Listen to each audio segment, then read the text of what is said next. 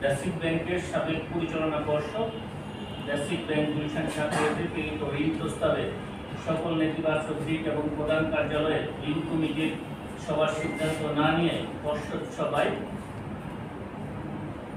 ঋণ প্রস্তাবনা গ্রাহক এস স্টিল নামক প্রতিষ্ঠানের অনুকূলে 30 কোটি টাকা ঋণ অনুমোদন করা হয়। শাখা হইতে প্রেরিত ঋণ প্রস্তাবের সকল নেতিবাচক দিক এবং প্রধান কার্যালয় ঋণ কমিটির সবার কোনো সিদ্ধান্ত না নিয়ে ক্রেডিট কমিটির সভা হওয়ার পূর্বে পরিচালনা পর্ষদের সদস্যগণ একক ক্ষমতায় ব্যাংকের কোনো নিয়ম নীতি না মেনে পরস্পর দুই সদস্য নিজেরা লাভবান হওয়ার আশায় এবং অপরকে লাভবান করার অসৎ উদ্দেশ্যে প্রতারণাপূর্বক অপরাধজনক বিশ্বাসভঙ্গ এবং অপরাধজনক ওষুধ আচরণের মাধ্যমে বেসিক ব্যাংক লিমিটেডে 30 কোটি টাকা ঋণ প্রদানপূর্বক আত্মসাতের অপরাধ অনুসন্ধানকালে প্রমাণিত হয়েছে।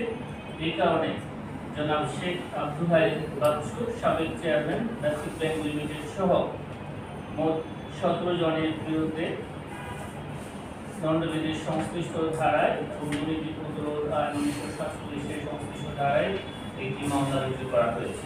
আপনাদেরকে অনেক ধন্যবাদ। আমরা একটু আগে হলফনামায় ডাক্তারপূর্বক পূর্বাঞ্চল নতুন সড়ক প্রকল্পের দল বরাদ্দ নেয়ার অভিযোগে এই মামলা রুজু করা হয়েছে। আপনারা বিস্তারিত জানতে পারবেন।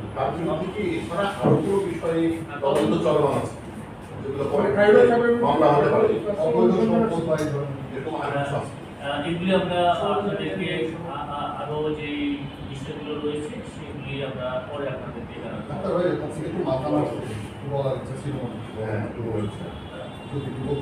আমি বিষয়ে সংশ্লিষ্ট শাখা থেকে বিস্তারিত জেনে আর কি কি বিষয় রয়েছে সেগুলি জেনে আপনাদেরকে পরবর্তী সময়ে জানাবো।